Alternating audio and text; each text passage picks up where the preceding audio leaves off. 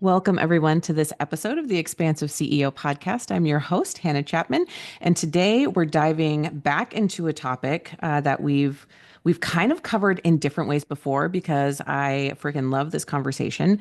And we're talking about why men's work is so important and why it's so important right now. And my guest today has been through so many iterations of himself and his evolution. And so we're going to talk about it. So I have Josh Rimany here today. He's a devoted father and pharmacist turned healer whose life journey has been a testament to resilience and transformation. Having healed himself through deep exploration of health and wellness, Josh felt a profound calling to extend this healing to others. As a graduate of the University of Connecticut's pharmacy program, he studied all facets of health and wellness, bridging the gap between traditional and holistic medicine to offer a comprehensive, integrative approach to care. And now he is diving even deeper into this world of helping men heal and move from the head to the heart. And Josh, I truly I'm so excited to have you here today and to deepen in this conversation that I think is so needed and so important right now. So thank you for being here. And please tell us more about your journey, Oh, about well, why men's work and why now. well, thanks for having me. I'm so excited to be on this side of podcasting. It's so fun because, I don't get to speak my voice as much, right? Because I'm hosting a lot and I'm Mhm. doing a lot, and I get to do that where I work and who I am, but it's fun to be on these. So thanks for having me, first and foremost. Absolutely. I know the feeling. I know it. But we're this conversation by far will go in many directions because we're multi-dimensional beings and I'm a multi-dimensional thinker. So we're going to talk about it in lots of different ways, but that root question is so important right now because men's work, men's groups, the divine new masculine man is coming. It's here. It's like we're at this golden age of humanity. So if you want to take it from the telescopic view, not the microscopic view, and then we'll talk about the other ways, but I feel you feel like humanity's at a golden age here. And we're at this space where you know, we're getting out of the analytical and moving more towards a knowing of a species, right? A being, like human beings, not human doings. We've been in the age of information and we're still there, but we're moving out of that analytical space and moving more into our humanness.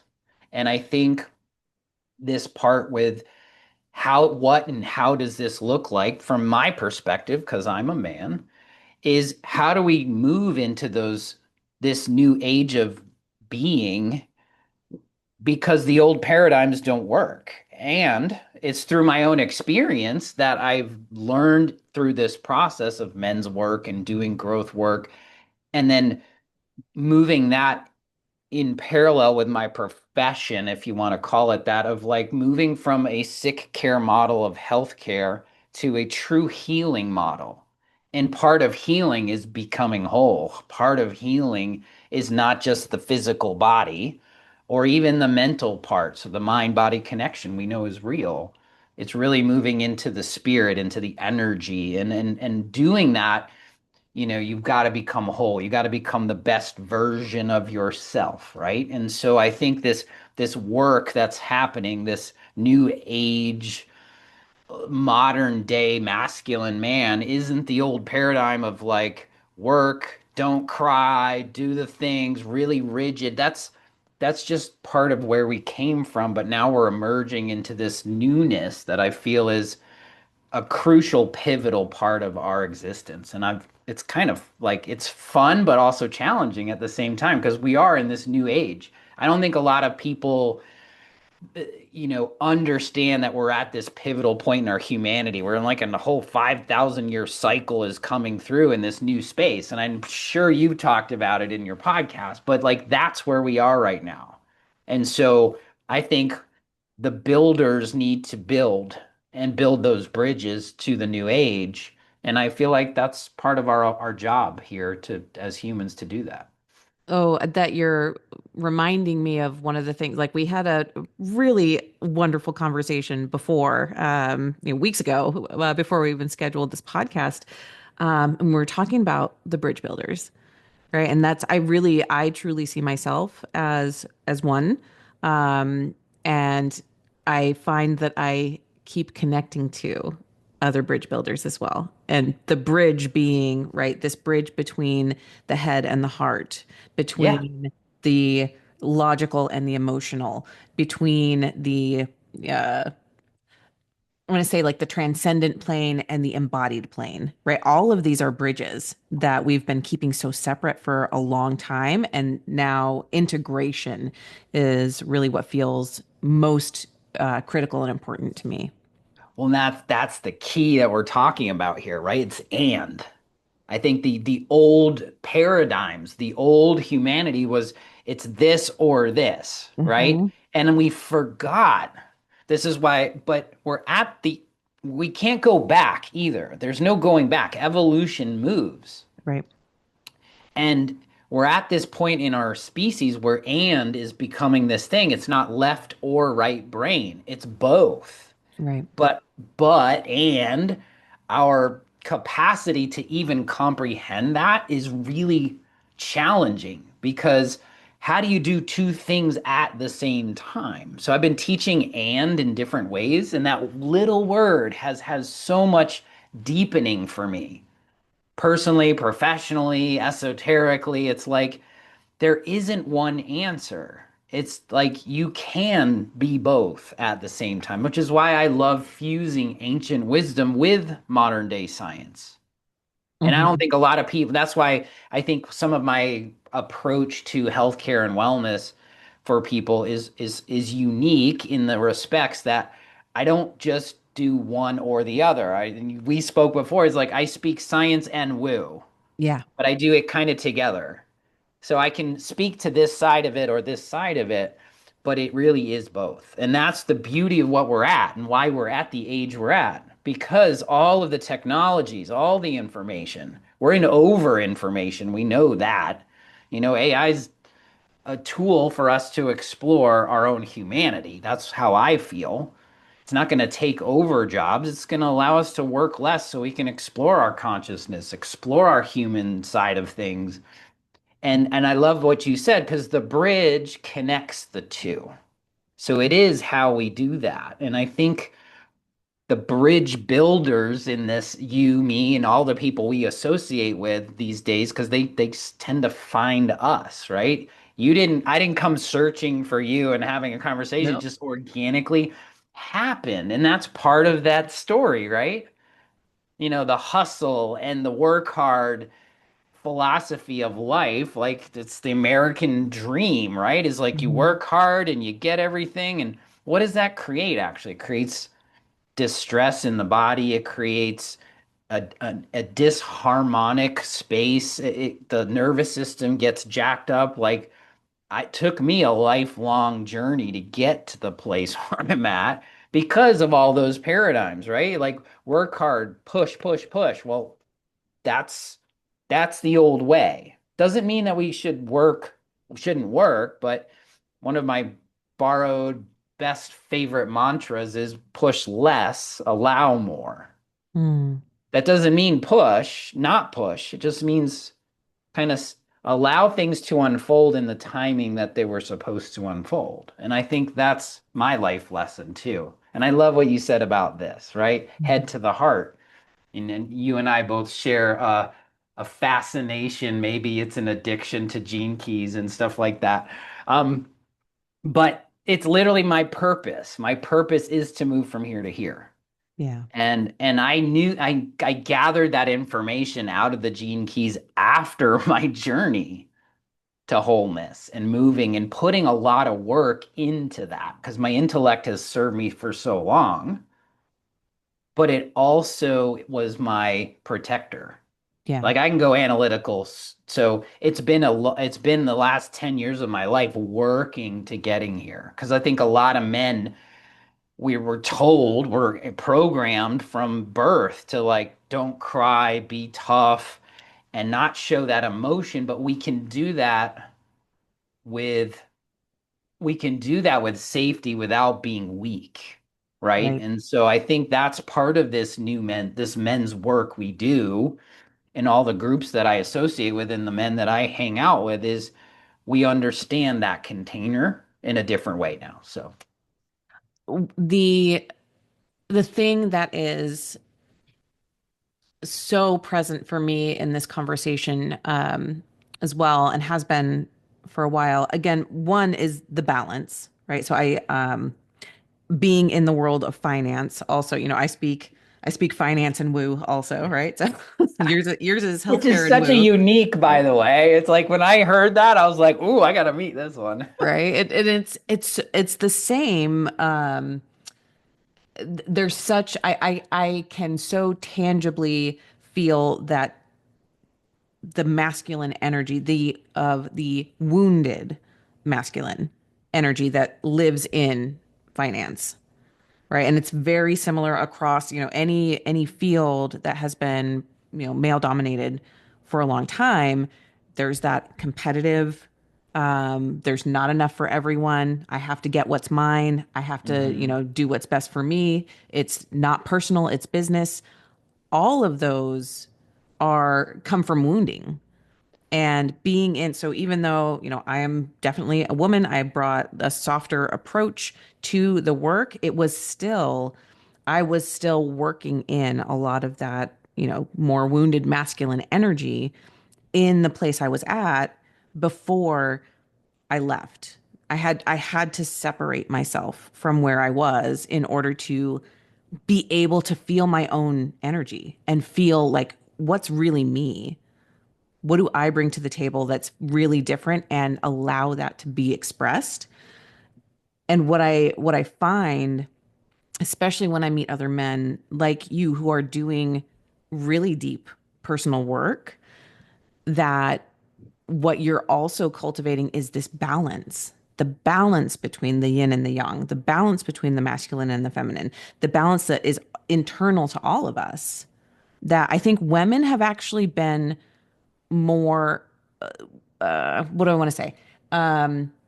We've been taught to be more flexible, where men have just been taught that it's only okay to be masculine, right? Like that's what we've Yeah. we've been socialized as, especially women in my generation, that you can be what you want to be, right? You can go out, you can create, you can do.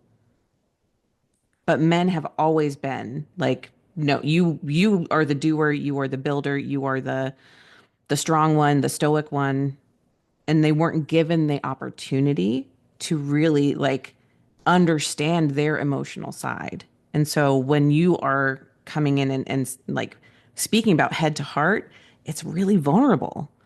It's really vulnerable for men, especially in their 30s, 40s, 50s, and more, like to let go of decades of that conditioning. Well, it's if you really go deeper, like it's generational, Right. right? Oh yeah.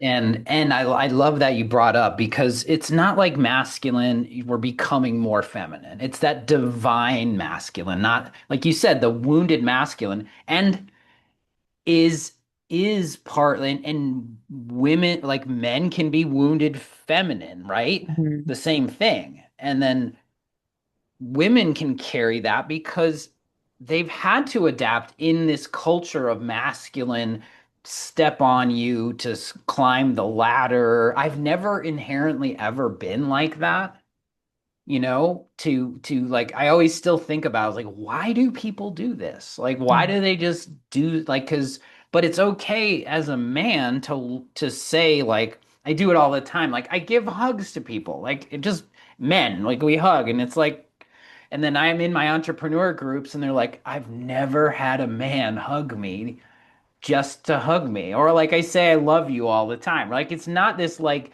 sexual attraction of love. It's like, no, love is pretty powerful. It's like what drives our whole existence.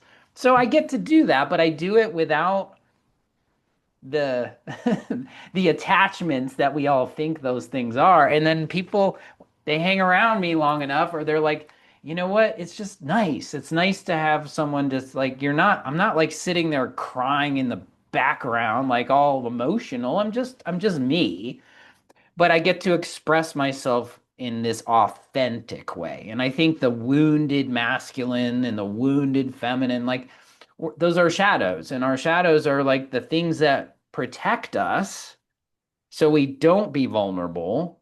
Hmm. And been a lot of work on vulnerability, but I think for men, this is why we sit in men's groups in circle together, because we can open up in a safe way that doesn't feel safe for men in the outside world. That's we get to speak our truth. We get to have friction with each other, healthy. It's not violent, but it's completely authentic. You speak whatever is coming up for you, which allows us to be perfectly imperfect. Because we all are. We're all humans. We're all going to screw up at some point. Hmm. And a lot of the things that I've had to deal with, and I think a lot of men do, and women too, is like that perfectionism. Like you always have to perform, and especially with men. We talked about it in one of my podcasts recently. With it was like you carrying that shoulder, all of that stuff on your shoulders. I have to provide. I have to do this. I have to do this. Well, it gets overwhelming, and when it does, you have to kind of vent it out healthy. And Hmm. doing that in group work, like with men, a lot of that shit comes up, but we stuff it down. And when we do that, it doesn't clear, and then it becomes more chronic. And that's where I believe a lot of chronic conditions stem from, is that stress that comes from all of that. And sometimes our spouse isn't the person we can dump that on. And that's why I think having men's work and group work like that is so important right now, because it allows us to do that. It's that safe container. So you touched on something that I want to dive in a little bit more on, which is this the notion of like stuffing down your emotions leads to literal health complications Oof. later on, It's the right? And story of my life. It's I what I've right. studied just through my own experience. And I love this conversation and this topic because 70 to 80% of the reason people go to the doctor is because of one word: stress. Mhm. And what causes stress. It's not just a analytical, physical thing. We could talk about it from a physical perspective. Cortisol is just wrecks the body. It's pro-inflammatory. It destroys your brain. Like it's so much going on with just the physical side, the fight or flight, right? When we're physiologically not much different than we were a couple hundred years ago. But a couple hundred years ago, we didn't have all the stressors in our environment Mhm. that we do today. Like chronic disease is on the rise, and mental health is crazy right now, right? Every anxiety, depression, all these things are happening, but we don't really know how to manage that emotional well-being. But now we're knowing, and this is where the science is so fun, because I love the science side of it, but the energetics of it as well. When you store all that energy, we know the body keeps a score, right? We've known this for a long time. And so there's a physical component to that. And that physical component kicks off the genes, the epigenetics. Like we know that the genes don't dictate our health, it's the environment that dictates the genes. And so stress, we know that stress can kill us. We know that stress can trigger disease, dis-ease. Mhm. But we also now starting to realize that, and that's just our mind, right? Our thought, our perception of that stressor is the cascading moment. It's not that we weren't going to have stress, it's how we perceive the stress that causes the problem. But now we also know that our mind our mind, and this is where the mind body connection comes in. Like you have a thought, that thought creates an emotion, that emotion turns on a cascade. When you're in a fight or flight, 1,400 chemical reactions go on in a split second. And it's our survival mechanism. If we didn't have it, you'd be dead. You'd walk across the street and you'd get hit by a car because there was no fight or flight mechanism. The problem in modern day society is it's usually triggered on 70% of the time. Woof. Yeah. But let's just call it caveman days, right? Back in the day, we'd either get we the tiger would come in, we'd run from the tiger, we either got eaten or we ran away, and then we went back to sleep. So there was a big cascading event, but then our bodies learned to go back into homeostasis, rest and digest, the parasympathetic space. But but our brain doesn't know the difference between the tiger and getting cut off in traffic. It's Right. the same reaction. So imagine running from the tiger 70% of your day. No wonder we're anxiety. No wonder. And it becomes, I want to say this with as much love as possible. It becomes addicting. That cortisol adrenaline surge. This is why people love jumping off buildings, right? Because they get a surge. Well, Right. that underlying thing, your body starts to crave it. Not you, but your body. And so Right. that's that physical component is so now that's is why mind body work, embodiment work, meditation, we're starting to learn that it's so much more critical now to stay grounded because of that imbalance. We talked about balancing, but the imbalance of being so much in Paris in sympathetic or overdrive than the rest and digest, because that's where the body heals, by the way. When you're in rest and digest, you can heal. But Mm. if you're not in that mode, more often than not, there's no place for it. And this is the truth or the law here. You can't be in one and the other. This is the duality of what is still exists. You can't be in fight or flight and rest and digest. It is Right. really one or the other. Yeah. And so a lot of what I teach now is hitting that stress space. We can go down the rabbit hole of energetics too, and why I feel we gotta because that energy stores in the body, that Right. negative energy, and it becomes toxic to your body. And this is where I love exploring because now the science is supporting that. That woo we talk, energy is not really woo anymore. There's an Right. energy science to it. It's why I studied shamanic work in the mountains of Peru and I study the science of meditation, right? It's like both. Right. And so body, mind, and spirit all together affect all of these.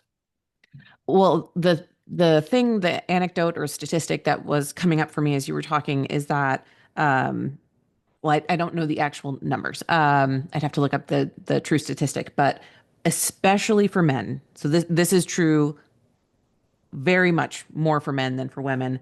That when men retire, very often they only live for a few more years. There and it's the statistic is heartbreaking. I need to look it up and find out what it actually is. Um, that when because and part of it is what you're saying, like you've been in fight or flight, your body is used to that coursing cortisol all the time. And then when you just stop, your body's like you haven't ever given yourself a chance to heal. And a lot of men have no idea It how becomes to the do that. norm, right? That's the Right. thing. It's a maladaptive norm. Right. Like your body has to adjust, which is why your cortisol gets depleted. And a lot of times there's the whole functional science of stress is awesome to me because I've studied it my whole life. I've had massive stressful events since I was two, just about every 5 years of my life, Mm, up through 40.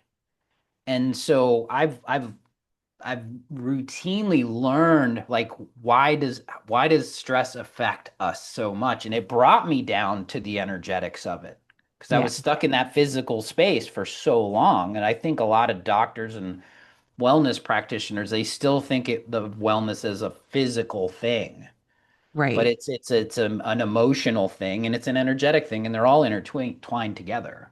Well, And and but that's I have one one thought on, I'm glad you brought up that. I don't ever think I'll ever be retired because I love what I do and I do what I love. And I Right. think a lot of us, you work in retirement, right? Because you're like, hey, how much money do I need in order to be da da da, right? Right. So a lot of people are like, well, I'm going to work my ass off so that I can retire.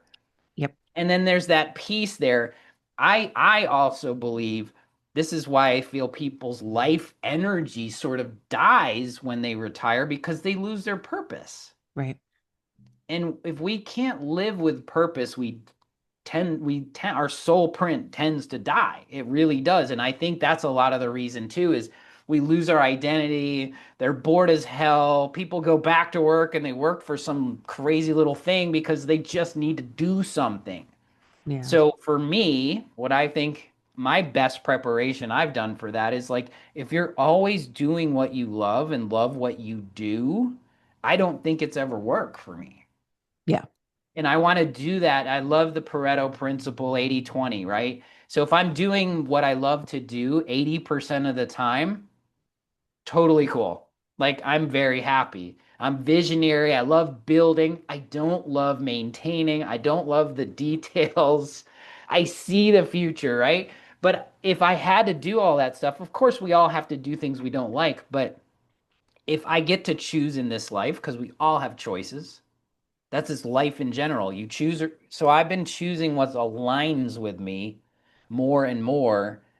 And through my own surrender experiment into that, it starts to feel like the universe, if you want God, universe, spirit, I just call it Gus now, um, is it things start to align for you. Like the Mhm. breadcrumbs just start to unfold. And you Yeah. can explore that with your personal life, your professional life, your relationship life, your financial life, because that's my belief is if I'm in alignment, everything does start to co-create with me. Yeah. And I think a lot but I didn't know that for a long time. I had my priorities mixed. I didn't do me first. And I was teaching it, right? I was a wellness practitioner. I was like, you got to do you first. You got to walk your walk. But was I really doing me first? No, it was work hard. This is before I knew all this. It's like work hard so that I could have a good relationship, so that I could have a good family, so that I could have and then I'll take over the scraps. Yeah. And I know moms, especially women and moms, do that all the time, right? I'll just take what's left over, my kids, everything else.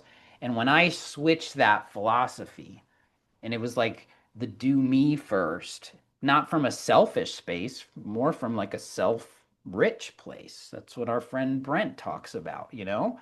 And it's like, if once I did that with compassion and love for myself first, then we overflow. Yeah. And this is why I love working with entrepreneurs and C-suite and high impact heart-centered people because if they're the biggest asset to themselves but also to their businesses. And so Right. if they're leading and doing from a fullness themselves, everything overflows. And that's where the ripple effect occurs because if they are the best version of themselves, anybody is the best version of themselves, everything else unfolds in a much better organized fashion. Agree, like 100%. And that it's so interesting. When I tap into the human design elements and the gene keys elements around this, like I'm a 6-2 manifesting generator. The 6-2 is the role model hermit, the role model, that sixth line. It has to speak from its experience, right? So there's a huge element in my own design of I have to go first. I have to lead Mm-hmm. from a place of authenticity. It's freaking all over my chart. If I don't, people can see that I'm like just full of it And immediately. it's energetic too. It's not like you're trying or not trying. It's just Yes. like, right? Yes, exactly. And because it's in your profile, it's that much more articulate. It's that more important, right? Because we Yes. all do that. Like when I just this literally happened. I'm just a year ago, like this week, I was in Peru. Like I was doing my thing with the shamans and doing my own stuff and walking to Machu Picchu and like going on the plant medicine journeys. It did the whole shebang. It was just me. And I was reflecting on that the other day. I was like, saw a picture and I was like, a year ago, I was there. And then now in hindsight, a year from now, it's like I am walking that full authentic path and I'm speaking through Hmm. experience rather Yes. than teaching through the science or whatever. It's like, Right. and people see it, like you said, like you're glowing, and people say that they're like, you have a glow to you. I've never like it's in like my wife told me, like, what is wrong with Josh? He's just like glowing. And it's like, and then the medium came through and she's like looking at me and she's like, Josh, she's like, you're because she could see fields, she could see them. We hang out with people, we believe that, right? Cool people. Yeah. Yeah, cool people. Well, she could see auras, and she was like, most people, they have their little aura around them. And she walked back like 20 feet, and she's like, this is what yours is right now. And I was like, that is the best compliment I've ever had. It's Thank you amazing. so much. But that's the truth to it. It's that energy when you try to convince or do it against, like, you're trying too hard. Like you said, there's like, people are just like, they're whatever. I don't even know. But Hmm. then if you're like looking at it from your trueness, it just it's a win-win. And I love win-wins because people are drawn to you and you're doing your own thing. And I Right. think once our journey gets to that place, that's why I love working with people ready. Like, you probably more than anyone, I think, have worked with people where they've had a degree of success on the outside world, Yeah. but there's still something inside them that just says, is when you ask those questions, this is what set me on that path. Like, is this it? Like, is this all there is? Is life just going to be this? Because I had had all these degrees of success on the outside. I ran a good business. I did the da da da da, but it's not fulfilling because you're just not whole. Yeah. And then that's the place I love to catch people, especially men, is like I call it the second mountain of life, where now you're going from the inside out and feeling the joy and the happiness from the inside. And then life just starts turning in the best directions. But I think people need guides. Like I didn't do that solo.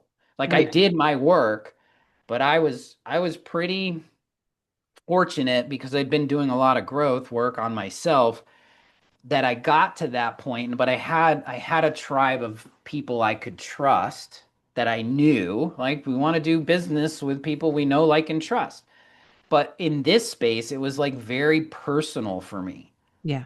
And so having a guide and along the way in different ways to help you is, I think, is just so much easier, so much faster, and so much more and the thing is like we invest, especially like I love this podcast, like the Expansive CEO. We spend so much time, money, and energy on our businesses, and we've never really looked at the equation of flipping that and saying, am I doing that for myself? Hmm. Especially if I do agree, like at least theoretically, that I am the biggest asset of my business, then why wouldn't I put some of those resources, time, money, or energy into that if I'm going to get the best return on the investment, you know? So that's the space I love to play in because I've done it myself. And when I did that, there was such a more than a financial ROI for me. It was this energetic ROI that was like magnitudes more. Yeah. And I would never turn back. Like, which is why it's easy for me to just invest in things that are self promoted, like growth work. Like, it's just like, oh yeah, it's 5 grand, let me do it. Because I know it's going to serve me in multiples. Right.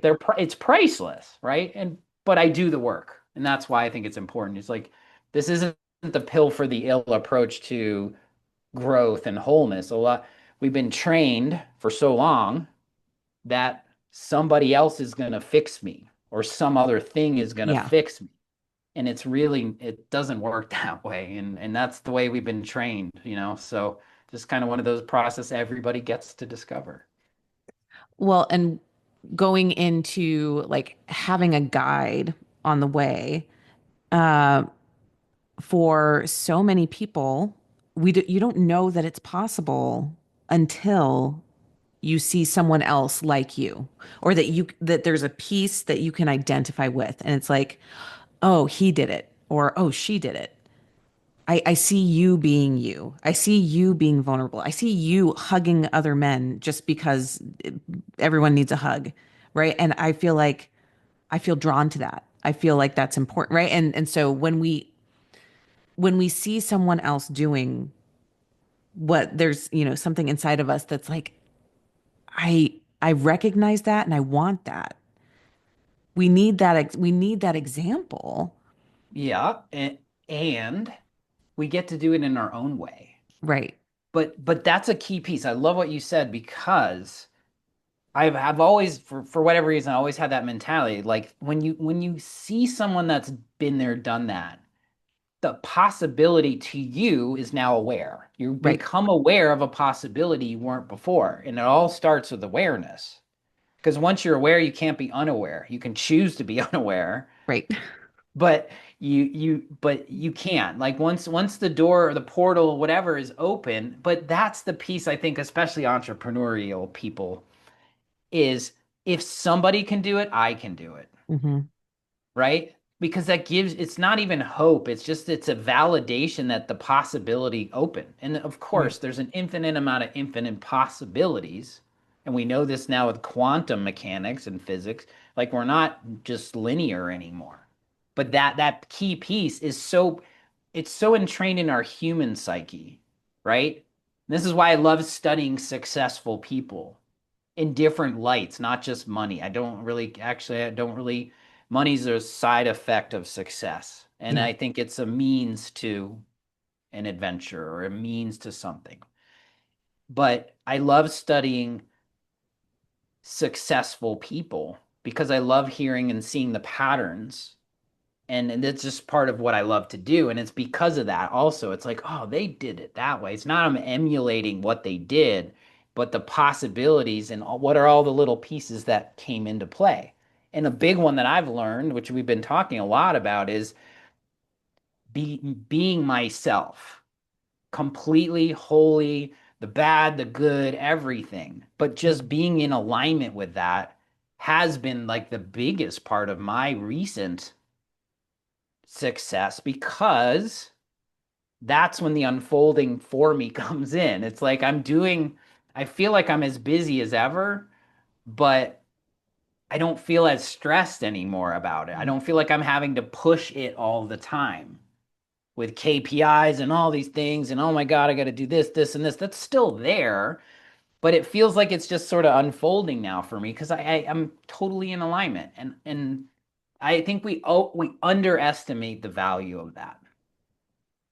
So if people are listening, especially men, who are like, yeah, that's what I've been looking for, or like having that awareness now of like, okay, so you're saying it's possible to have success, to have good relationships with your kids and with your partner and still be successful in business. But like, how do I freaking do that?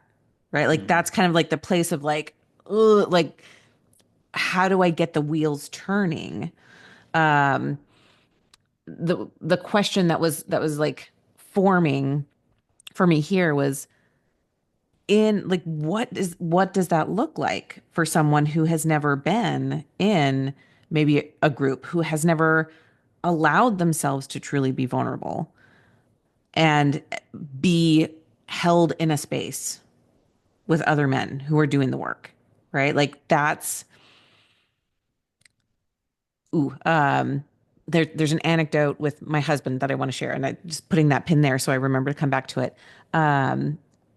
But to be able to hold that space, right?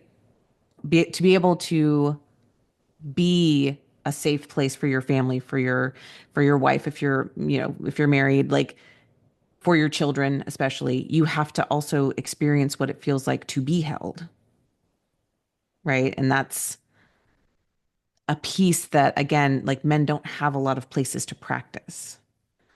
So yeah, tell Yeah, me well, more about that. it's there's ton of different ways. One of them is, as men especially, we like the how. We like to fix it. All Right. right, something's wrong. How do I fix it? Right? My wife comes to me and she's talking about all this stuff, and I was like, I just go into like, how can I fix that? And it's we got to get out of the fix it mode, out of the how first. The how is important, but I would probably say if your why and what is clear, why are you doing it and what do you need to do clear enough, I generally throw the how and the when out of the equation to allow myself to continuously focus on why and what I'm doing. So that's part of the equation because everyone asks, like, well, how do I get there? Well, are you clear on why and what you want to do? Mm. So that's part of it. The other part is start by starting, right? There's, there's a lot of different men's circles, men's group. I'm in an organization called Front Row Dads. They're an amazing group of dads. They're all growth centered, heart centered dudes. Um, I always love these conversations. So if anyone listens and they want to get a hold of me, like let's have a chat. Like a little 20-minute chat's never going to hurt me and it'll align. It's like, where do I go for this stuff? They're emerging. Like the Men's Council, Mankind Project, like there's so many men's organizations that do this we call it work, right? Men's work and embodiment work and these things is like the first step to me, Hannah, is always I know what I want now. So now there's an energetic match to that. I know it's frequency and energy. We can talk about it, quantum, whatever you want. But that energy that's put out there, it's it's something you got to do by doing. You can't like analytically talk about this, but it is true. It's like as soon as you are really true, like, hey, I really want to do that now. Something's going to open up for you if you're ready for it, right? The whole adage of like when the student is ready, the teacher appears. Yes, Oh my absolutely. God, how much has that ever happened to Agreed. me every single time? I was like, oh, I think I need to find a shaman, but I really need to know if they know functional medicine and the wisdom of like modern society. And then I got back from Peru and this freaking program showed up. And it was like, and then the mentor within the program was a functional medicine doctor teaching me shamanism. And I'm like, I just get to the point now that I'll just go like, you can't make it up. You just can't make that shit up anymore. It's like, oh, that happened. Thank you. Right? So there is that like analytical, you can search the groups, I'm in North Carolina. There's really cool places where you can learn this stuff and you can become in these groups. This is why I'm forming somewhat of a men's group within my alignment arc 3-month transformation program that I take people through because we sit in circle. We are able to talk like this. And because I focus, maybe drawn more to men because I do a lot of the men's work. And to me, they're easier. Sorry, women, they're just easier. Um, Women have a symphony of things going on. Men's pretty simple. Like I can fix them. Like I can go in and I can teach them these things. So selfishly, they're a little bit easier, but I love them. Is we hold that container. So my professional groups do that because I'm in them now where they are in that space. Because when you start, you just start finding and somebody appears, then you ask another question. I would also urge the listeners to like this is a big part of my life lessons too, is you gotta it's just there's a divine patience and timing to the journey. Because Hmm. we want it now, we want it yesterday, we want it on demand. Give me the cliff notes, let AI do it for me. Like whatever no, this isn't how it works, the human experience. But when that I teach my daughters this all the time, and it's a lifelong lesson for me is patience. Allow it to happen the way it's supposed to. Because when we look 5 years, just you tell me, right? Your 5 year ago self, look where you've come from, I've said it so many times recently too. It's like, because 5 years ago now was 2020, right? And I was actively searching. By this time, I was actively searching for where I would land next. And if you had told me in August of 2020 what I would be doing literally today, right now, having this conversation with you, everything, I would be like, who is that woman and how did all of this happen? I couldn't have right? engineered it. I couldn't have engineered it. Right? Yeah. I would not be talking this stuff. Like, and even in the wellness space, it's like, oh my God, in 1 year's time for me, I was like, I'm a physiologically, emotionally, and energetically different person. Hmm. I am transformed. And I think that's what you talk about on your podcast and mine is like, I'm not in the business of fixing anymore or symptom management or whatever that is you could say financially, you could say it, emotionally or wellness or healthcare. It's all about transformation and healing. Yeah. And transformation means you don't go back. This Right. isn't a change. We're not trying to change. The the caterpillar that becomes the butterfly can't go back to the caterpillar. That's why it's a transformation because you become something different, whole, Hmm. more of where you are. This is where evolution comes in. We talked about it, right? And so for me, it's all about I am not in the business of like, I am a retired retail pharmacist. Like, that's not who I am anymore. But I had to learn that in Yeah. order to learn this, in order to learn that, in order to learn here. But now I get to put it all together in my own way that allows me to serve the world in my own purpose. And I think that's the keynote here is like, you know, you don't know, you think you know, but you don't, Hmm. but you will if you allow, right? It's all this allows people call it surrender and this and that, but it is really an experiment of just allowing what's supposed to unfold and being a part of it. Yeah. Like, because the other side of it is not loosey goosey, like you're just going to flow around and do nothing and let everybody come and abundance happens. No, we all have a part in it, right? But that part is you got to put on your shoes, you got to walk. Yeah.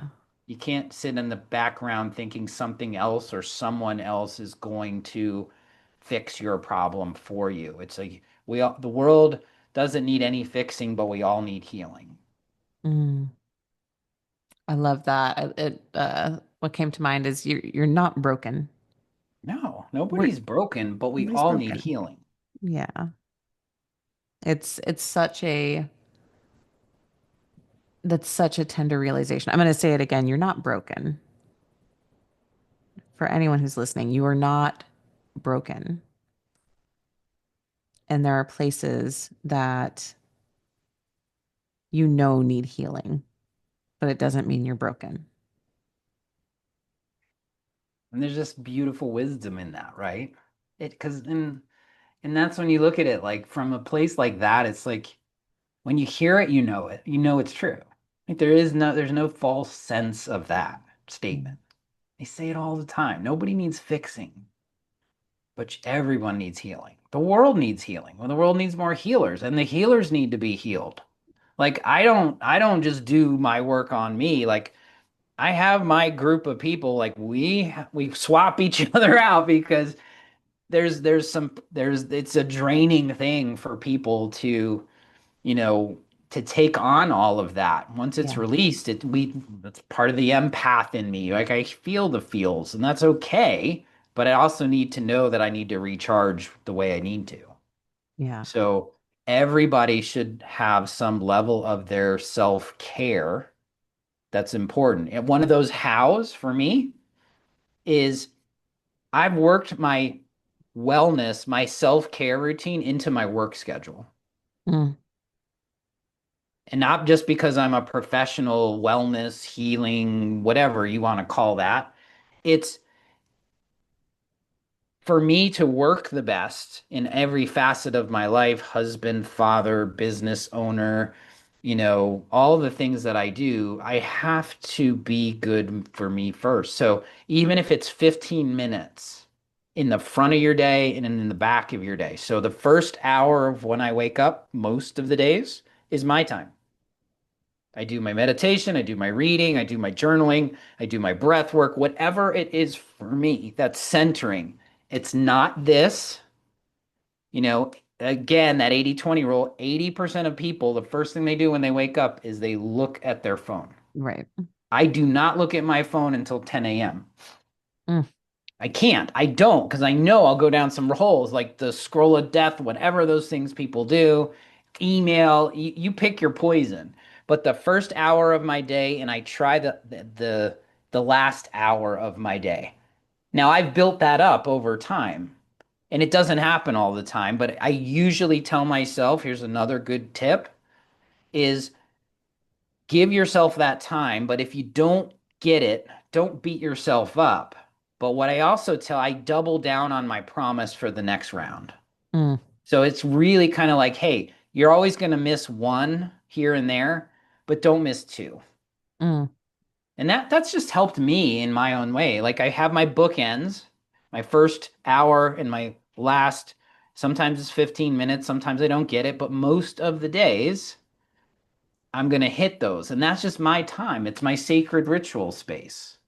It's not a ceremony, it's not structured, it's a ritual. It's a ritual for me. And that grounding on both sides of my day in this circadian day really that one thing has been really important. And if your listeners or whatever, they need to know what are those things that we do in those spaces, I'm happy to share that. Yeah. Oh, it's such a um for me, I find it's an ebbing and flowing thing, right? It's like what you need at one part of the year or one part of, as a woman, one part of my cycle, um, is not going to be the same all the time. But like you're saying, if it's a space of I have this time for me, you can then feel into like what's the thing I need today? Hmm. What's that self-care? I always like to say that it's not necessarily a bubble bath and a massage. Like that's not everyone's self-care. It's what do you do to come back to yourself? Right. What do How you do do you to come back? ground again? Yeah. Like, and then it's simple. Like, get out into nature. You don't have to go to the mountains or the beach. You can just literally go sit under a tree. Yes, we call it hugging a tree, but if you touch a tree and ground your feet in the ground, it's energetically really healthy. And so there's really simple things you can do just to help yourself ground, get centered, relaxed. And yes, it's not just bubble baths and massages, right? Some of that can actually turn into some level of, they call them like, it's like these spiritual narcissism. That is a Right. term because they get to that egoic place of I do it because I need it. And it's like, no, just do what you need, what's best for you, not because of other people. Hmm. When you do that with a truth and compassion, the energy doesn't come off as selfish. Right, because it's you literally are. It when you do it with the intention of filling your internal cup back up, right? So like you said, you can give from overflow. And as a little side note, that's literally like my definition of prosperity is when you are able to give your time, money, and energy, or any of those three from a space of overflow, that you are full and now you have extra to give. That is prosperity. Well, that is my newer definition of abundance. It was the same thing. I used to. This is what I think why we were aligned because my old way was I don't know why. I just told myself this all the time. It's just like, oh, and maybe it was self-serving for the wrong reasons. I don't know. But it's like my old definition of abundance was not overflow. It was, oh, if I just have slightly more than I need at any point in my life, I'm okay. I'm abundant. But it's not really true because it's not overflow. It's Right. almost like a scarcity lack thing. It's like, oh, and it's funny because the universe would just, hey, we're just going to give you just enough. You Just just enough. asked for just enough. Right. And I'd be chasing. So I'd be chasing all the time. And what is the dog? We all chase, right? And it was like, oh no. But like, what does the dog do when they actually get what they're chasing? I came up against that. Like the worthiness to receive more than just enough. It's Yeah. a big deal for people like me. Not for everybody. Some people, I have people that just print money and time and energy. It's just like an easy thing for them. I was like, show me some of that. Like it's like this has been a lifelong journey for me. But I love that definition that's that overflow because that's where there's no question that you can gift as much as you can overflow, Yeah. right? So I love that. I love that. Mm. Okay, I want to go back to the story, little anecdote with my husband and Oh tie yeah. it back in, because then I think that's like a really good um spot for us to come back to, especially around men's work. So one of my husband used to be a fixer. He still is a fixer, right? Something's We're wrong all with the men. bottom, We're all gonna be fixers. always, right? And me being the bright, bold energy that I am, just naturally, I can also fix a lot of things. I can handle a lot. I have a capacity that is huge to do a lot of things, and I don't need to be fixed most of the time. What he learned and what we came together with, especially over the last 2 years, it's been such an amazing, beautiful time of learning for us in our relationship. We've been together for it'll be 24 years next week. And just these last 2 years have been so magical, more than any other time. We've had good I years love too, that. right? Like, Yeah. I'm not saying like we had a rough 22 years and now these two have been good. But one thing that we really, really learned, right? And as I was deepening more in my emotional space for myself and then my emotional space for my children and for Adam, my husband, one thing that he had to learn was how to hold that space and just be there and not fix. To your point of like the what and the why, right? Like that's all we need. I don't always need the how. And a good example recently, we just moved from Cincinnati to the Phoenix area. Huge move. Been working on it for a whole year. And while we're in the throes of it, right, things were hard and overwhelming at times. And I would feel just a lot. And sometimes I just needed to cry and just feel it all. And he learned how, like, okay, you just need a hug right now. You just need that that grounding space, that co-regulation. My nervous system needs to feel his nervous system and just co-regulate and just like let it out because it's not okay, honey, how can I take this off your plate and how can I do more? This is usually the man's thing, right? It's like, okay, well, she's overwhelmed, so I need to take more and I need to overwhelm my system so that she feels better. And he realized that that's not the thing. He doesn't have to sacrifice himself in that way. I just need space to feel all the feelings, let them go, let them literally process, right? Let the cortisol process come up and out, not stuff it down. And then, okay, now I'm good. Now I can go on with the next step.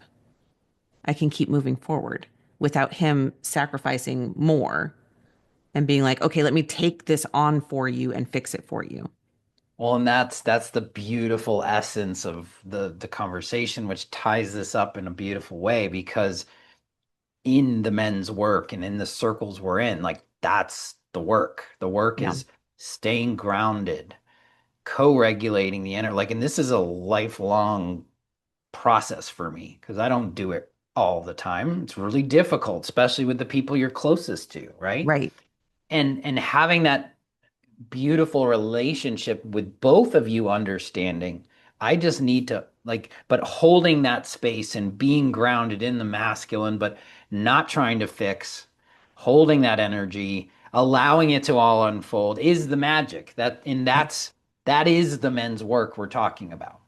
Being able to do that is really hard. And Yeah.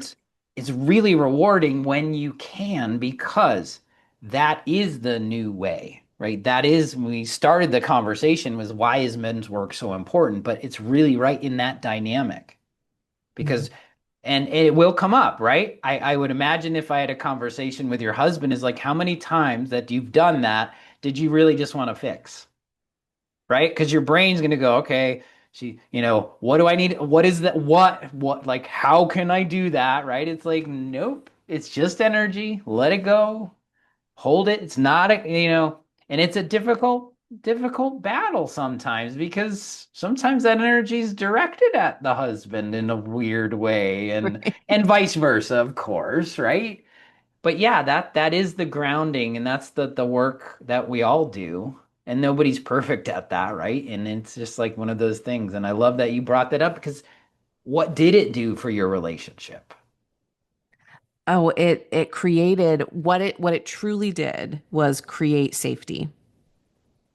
And for any, gosh, especially like men who are listening and women who are listening, safety, that feeling of inner safety, that I am okay, that it not triggering the fight or flight or freeze or fawn, right? Like that's literally the thing is like, am I safe here? And being able to answer that question, being able to tap into that safety of I don't have to pretend I feel okay. I don't have to put on a mask. I don't have to hide my emotions or stuff them down. I have a literal space of like, this is a safe space is absolutely transformational. It's truly one of the I think that's why in the last, almost 2 years now, it's been like that was the focus of like how do we create safe spaces for each other, me for him and him for me. Hmm. And so I truly think, especially in relationship, that's a crux of the work is to create that emotional, relational, inner safety.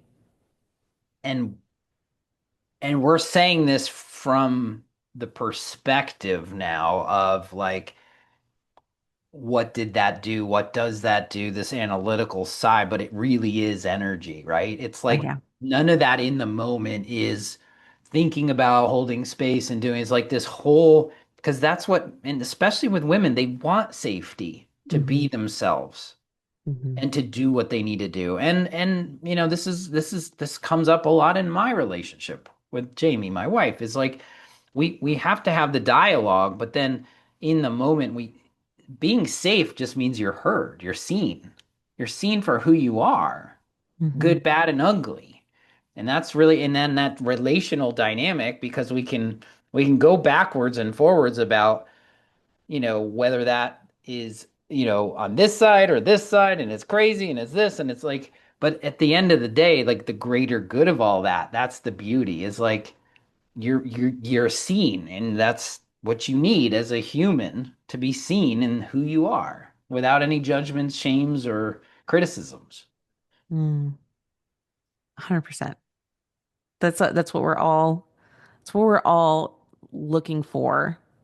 I truly believe on a deep level is to be seen, to be known for who we are, to get to be who we truly are and be loved for that. That is the essence we've said for, years. People need to be seen, heard, and understood. And Mhm. that's why I think the men's groups are so important. We said it in our group this morning, my dad's group. We have a little group. We call ourselves the Grateful Dads. That's our band, because it's So not a good. circle of men, it's a band. Um, and I literally heard that from one of the guys, and I was like, man, that's powerful. Like, he just spoke his truth, and something was coming up in his relationship or whatever. But then one of the guys, he literally said the word, he goes, "Seen." He like looked the guy in the camera and he goes, "I see you." But he just said the word "seen." And it was like this beautiful, I'm in the background going, "Whew, that's powerful," because he's saying that. Like, I see you. Mhm. There's nothing wrong with you. And I think when we have that in our relationships, I think everything else is such a small moot point. Mhm. Oh my gosh. Okay, Josh, we didn't literally didn't even get to like everything. We have so much, so There's many episode 2, TBD. It's all TBD. good because this is why it's beautiful because we get to talk in these capacities. And you know what? If the listeners, your followers, if they got one thing out of this, I'm happy. Absolutely. And Oh, I think that's how there's it works. this is I think this one is a repeater, just to pull out all the nuggets. Truly. So, oh my gosh, Josh, I cannot wait for more conversations with you and to just keep exploring this space. And I really, really appreciate and I'm grateful for the work that you do with men. And, as a woman, as a strong, bright, bold woman, having emotionally available, intelligent, safe men in the world makes us so much better. Hmm. So Thank thank you. you. Thank you. Received. Thank you. Mm. And if you have anything else, how can people reach you if they're listening to this and they're like, okay, well, how do I get a hold of you then? It'll be in the show Yeah, notes, but go ahead for and tell sure. them. I always do free, like I say, free 20-minute chats for people. I call them strategy sessions, just health strategy, because if something resonated with you and you want to learn more, work with me. It doesn't, I don't sell anymore. I just offer. So, that we're launching some really cool stuff. GoBeyondThePills.com is sort of my thing. So that's the emerging world that I'm in with the men's vitality and the longevity and all the fun things I do for cool heart-centered people. So, and you most of my stuff is on LinkedIn because I don't really love all the other social channels. I don't really love any of them, but I have to be present somewhere. So you can find me on LinkedIn and all the different channels. Just look Go Beyond the Pills or Beyond the Pills. Mm.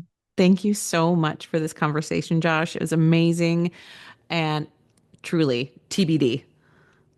Just Awesome. wait for the next one. Thanks. Stay well. That's it for this episode. Thanks for listening and be sure to like and subscribe. And again, if anything resonated with you from this episode, I would love to hear from you.